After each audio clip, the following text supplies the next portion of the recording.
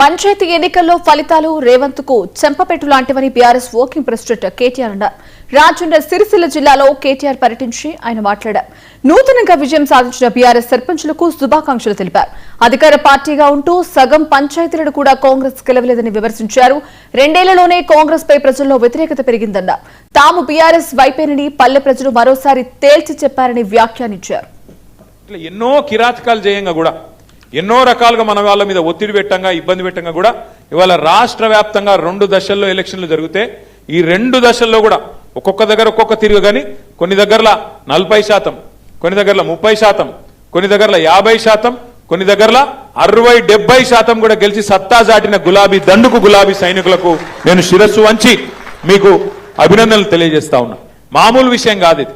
ఎందుకంటే 2 ఏళ్లలోనే ప్రభుత్వం మీద ఇంత స్థాయిలో వ్యతిరేకత వచ్చుడు, ఇంత స్థాయిలో తిరుగుబాటు జరుగుడు ఇది మామూలు ముచ్చట కాదు. ఎందుకంటే ప్రజలు కూడా జనరల్గా ఎట్లుంటారంటే ఇంకో 3 ఏళ్ళు గవర్నమెంట్ ఉంది కదా సూతాంతి అన్నట్టు ఉంటారు. కానీ తెలంగాణలో పరిస్థితి అలాగున్నది. మీరు గమనించండి, ఎంత కోపం ఉంటే ప్రభుత్వం మీద ఎంత వ్యతిరేకత ఉంటే ఇట్లాంటి వ్యతిరేక ఫలితాలు వస్తాయి. ఒకసారి యాద్ చేసుకోండి. మన హక్కులు తెలుసుకోవాలి, మన హక్కుల కోసం కొట్లాడాలి. ఖచ్చితంగా రాజ్యాంగం ఆధారంగా మనకు ఏదైతే రావానో వాటిని బ్రహ్మాండంగా వసూలు చేయాలి, బ్రహ్మాండంగా హక్కులు తీసుకోవాలి.